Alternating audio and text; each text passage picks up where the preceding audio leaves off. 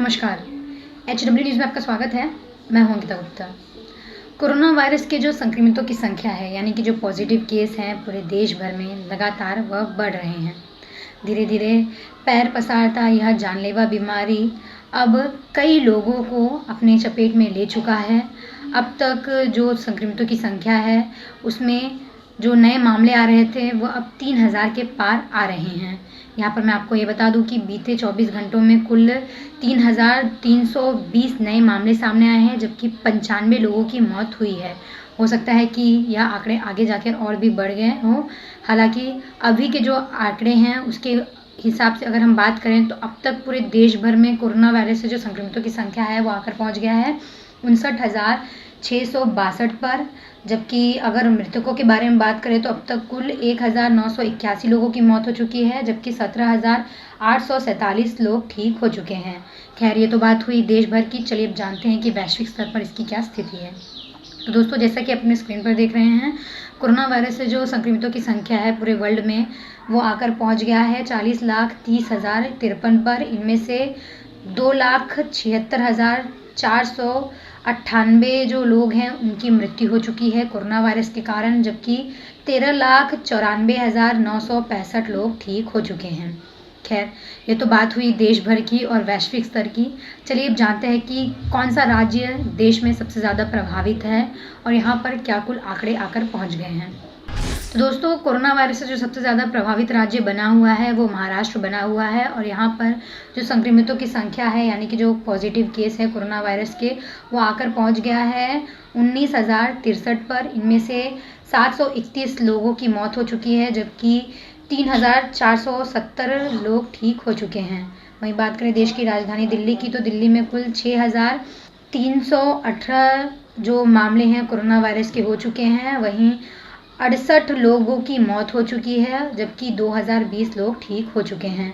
वहीं बात करें गुजरात की, तो महाराष्ट्र के बाद गुजरात का नाम आता है जो कोरोना वायरस से सबसे ज़्यादा प्रभावित राज्य बना हुआ है। और यहाँ पर अगर संक्रमितों की संख्या के बारे में बात करें तो अब तक कुल 7,402 कुल पॉजिटिव केस हो चुके हैं गुजरात में। इनमें से 449 लोगों की मौत हो चुकी है, जबकि 1,872 जो लोग हैं वो सभी ठीक हो चुके हैं। वहीं नज़र डालें राजस्थान में, तो राजस्थान में अब तक कुल 3,579 जो लोग हैं वो कोरोना के पॉजिटिव पाए गए हैं पूरे राज्य भर में। वहीं 101 लोगों की मौत हुई है, जबकि जो ठीक हो चुके लोगों का आंकड़ा है वह आकर पहुंच गया है 1,916 पर। वहीं तमिलनाडु में भी लगातार कोरोना के संक्रमणों की संख्या बढ़ रही है और यहाँ पर जो कुल पॉजिटिव केस हैं वो आकर पहुंच गया है 6,009 पर। इनमें से 40 लोगों की मौत हुई है, जबकि 1,605 लोग ठीक हो चुके हैं। इनमें से कई लोगों को अस्पताल से डिस्चार्ज भी किया जा चुका है। बात करें मध्य प्रदेश की, तो मध्य प्रदेश में कुल जो पॉजिटिव केस हैं वो आकर पहुँच गया है 3,341 पर। इनमें से 200 लोगों की मौत हुई है, जबकि 1,349 लोग ठीक हो चुके हैं। वहीं नज़र डालें उत्तर प्रदेश में, तो उत्तर प्रदेश में कुल 3,214 कुल मामले सामने आए हैं। वहीं अब तक जो मौत का आंकड़ा है वो राज्य में आकर पहुंच गया है 87 पर। हालांकि जो ठीक हो चुके लोग हैं वह आकर अब पहुंच गया है 1,387 पर। वहीं अगर नज़र डालें केरल में, तो केरल में एक चीज़ अच्छी है कि यहाँ पर संक्रमितों की संख्या में धीरे धीरे इजाफा देखा जा रहा है। हालांकि जो रिकवर हो चुके लोग हैं उनकी संख्या में काफ़ी तेज़ी से बढ़ोतरी हो रही है। और अगर केरल की बात करें तो केरल में अब तक कुल 503 मामले ही सामने आए हैं, जबकि 4 लोगों की मौत हुई है और जो रिकवर हो चुके लोग हैं वो जो आंकड़ा है वो 484 पर आकर पहुँच गया है। वहीं बात करें पश्चिम बंगाल में, तो पश्चिम बंगाल में भी लगातार मामले बढ़ रहे हैं और यहाँ पर मामला कुल कोरोना पॉजिटिव का आकर पहुँच गया है 1,678 पर। वहीं अगर मृतकों के बारे में बात करें तो अब तक कुल 160 लोगों की जान जा चुकी है और 364 जो लोग हैं वो सभी ठीक हो चुके हैं। तो जैसा कि आपने देखा, कोरोना वायरस की जो स्थिति है राज्य स्तर पर वो भी लगातार बढ़ते जा रही है। यहाँ पर भी लगातार संक्रमितों की संख्या में इजाफा देखा जा रहा है। लॉकडाउन लगाया गया है, 17 मई तक लॉकडाउन की जो अवधि है वो तय की गई थी। केंद्र सरकार ने इस अवधि को तय किया था, बावजूद इसके जो संक्रमितों की संख्या है उसमें लगातार इजाफा हो रहा है।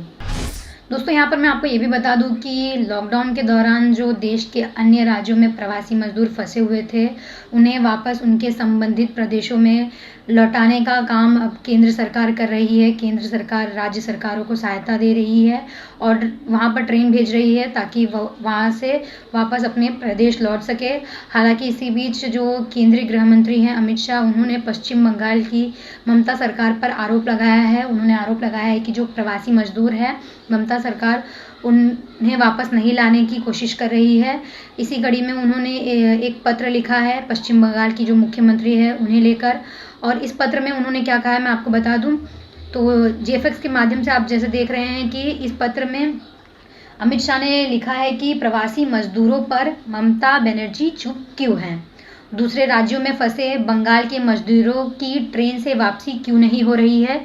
ये सवाल अमित शाह ने किया है ममता बनर्जी से। साथ ही उन्होंने कहा है कि ममता सरकार प्रवासी मजदूरों के लिए कदम उठाए, पश्चिम बंगाल में प्रवासी मजदूर परेशान हैं। उन्होंने आगे कहा है अपने इस पत्र में कि अभी तक ट्रेन के जरिए 2 लाख से ज़्यादा प्रवासी श्रमिकों को उनके गृह राज्यों में पहुंचाया जा चुका है।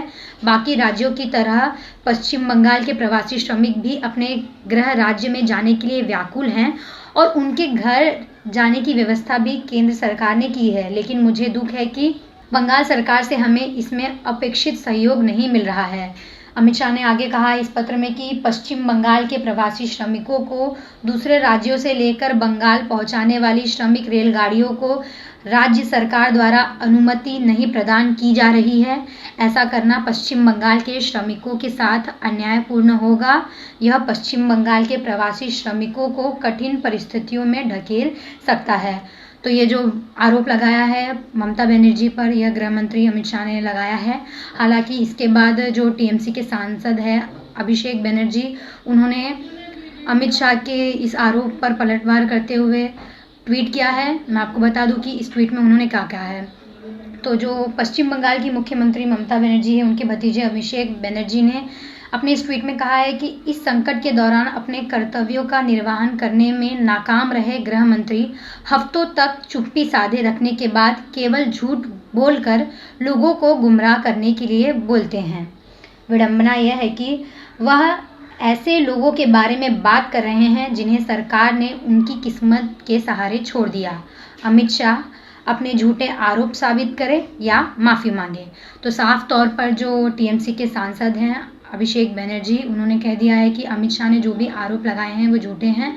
वे सीधे तौर पर अपने इन आरोपों को साबित करें या फिर वे जनता से माफ़ी मांगेंगे। उन्होंने जो भी आरोप लगाया है उसके लिए वे माफ़ी मांगे। चूँकि हम अमित शाह के बारे में बात कर ही रहे हैं तो यहाँ पर मैं आपको ये भी बता दूँ कि कुछ दिनों से सोशल मीडिया पर यह खबर चल रही थी कि जो केंद्रीय गृह मंत्री हैं अमित शाह, उनका जो स्वास्थ्य है वो ठीक नहीं है। हालांकि अब इन खबरों पर विराम लगाते हुए खुद अमित शाह ने अपना एक बयान जारी किया है। इस बयान में उन्होंने क्या कहा है मैं आपको बता दूं। दरअसल इस खबर पर उन्होंने एक ट्वीट किया है और उन्होंने लिखा है कि मेरे स्वास्थ्य की चिंता करने वाले सभी लोगों को मेरा संदेश। साथ ही उन्होंने एक तस्वीर शेयर की है जिसमें उन्होंने अपना संदेश दिया है और इस संदेश में उन्होंने कहा है कि पिछले कई दिनों से कुछ मित्रों ने सोशल मीडिया के माध्यम से मेरे स्वास्थ्य के बारे में कई मनगढ़ंत अफवाहें फैलाई हैं। यहाँ तक कि कई लोगों ने मेरी मृत्यु के लिए भी ट्वीट कर दुआ मांगी है। देश इस समय कोरोना जैसी वैश्विक महामारी से लड़ रहा है और देश के गृह मंत्री के नाते देर रात तक अपने कार्यों में व्यस्त रहने के कारण मैंने इस सब पर ध्यान नहीं दिया। जब यह मेरे संज्ञान में आया तो मैंने सोचा कि यह सभी लोग अपनी काल्पनिक सोच का आनंद ले रहे हैं, इसलिए मैंने कोई स्पष्टता नहीं की। परंतु मेरी पार्टी के लाखों कार्यकर्ताओं और मेरे शुभ चिंतकों ने विगत 2 दिनों से काफ़ी चिंता व्यक्त की। उनकी चिंता को मैं नज़रअंदाज नहीं कर सकता, इसलिए मैं आज स्पष्ट करना चाहता हूं कि मैं पूर्ण रूप से स्वस्थ हूं और मुझे कोई बीमारी नहीं है। उन्होंने आगे कहा कि हिंदू मान्यताओं के अनुसार ऐसा मानना है कि इस तरह की अफवाह स्वास्थ्य को और अधिक मजबूत करती है। इसलिए मैं ऐसे सभी लोगों से आशा करता हूँ कि वो यह व्यर्थ की बातें छोड़कर मुझे मेरा कार्य करने देंगे और स्वयं भी अपने काम करेंगे। उन्होंने आगे कहा कि मेरे शुभचिंतकों और पार्टी के सभी कार्यकर्ताओं का मेरा हाल पूछने और मेरी चिंता करने के लिए मैं आभार व्यक्त करता हूँ। जिन लोगों ने ये अफवाह फैलाई है उनके प्रति मेरे मन में कोई दुर्भावना या द्वेष नहीं है। आपका भी धन्यवाद। तो यह जो संदेश है ये अमित शाह ने अपने ट्विटर के माध्यम से ट्वीट करते हुए कहा है और साफ तौर पर उन्होंने कहा है कि उनका स्वास्थ्य पूर्ण तरीके से ठीक है और उन्होंने साथ ही यह भी हिदायत दी है कि जो लोग ऐसा अफवाह फैला रहे हैं वो अपना काम करें, साथ ही उन्हें भी काम करने दें। बहरहाल पूरे देश भर में लॉकडाउन लगाया गया है, सभी को घर में रहने की हिदायत दी जा रही है। लगातार संक्रमितों की संख्या में इजाफा देखा जा रहा है। ऐसे में आप भी अपने घरों पर रहें, स्वस्थ रहें। बहरहाल आपका इस कोरोना अपडेट पर क्या कहना है हमें कमेंट कर ज़रूर बताएं। नमस्कार।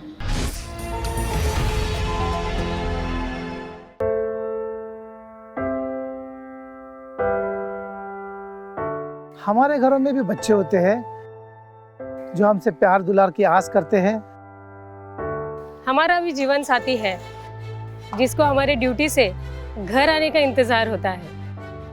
हमारे घर में भी एक बूढ़ी माँ है जिनके लिए आज भी हम ही आंखों के तारे हैं। लेकिन हम हमारे घरों में नहीं हैं। आपकी सुरक्षा में कोई कसर न रहे इसलिए हम अपने प्रियजनों से दूर हैं। हम में से ही कुछ तो अब इतने दूर जा चुके हैं कि वो वापस अपने घरों को लौट भी नहीं पाएंगे। हमें गर्व है कि हमारे कंधों पे मुंबई शहर के नागरिकों की सुरक्षा की जिम्मेदारी है। हमारे जज्बे और बलिदान को व्यर्थ न जाने दे। इस संकट के समय में आप घर पे रहे, सुरक्षित रहे।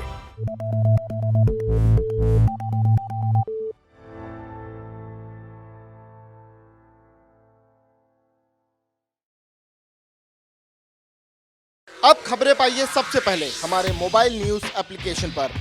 एंड्रॉइड या iOS प्लेटफॉर्म पर जाइए, HW न्यूज नेटवर्क को सर्च कीजिए, डाउनलोड कीजिए और अपनी सुविधानुसार भाषा का चयन कीजिए। खबरों की भीड़ में अपने काम की खबर पाते रहिए। अगर आपको हमारा ये वीडियो पसंद आए तो शेयर कीजिए। अगर ये वीडियो आप फेसबुक पर देख रहे हैं तो आप हमें लाइक कर सकते हैं और ट्विटर पर फॉलो कर सकते हैं और यूट्यूब पर हमारे वीडियोस देखने के लिए आप हमें सब्सक्राइब कर सकते हैं।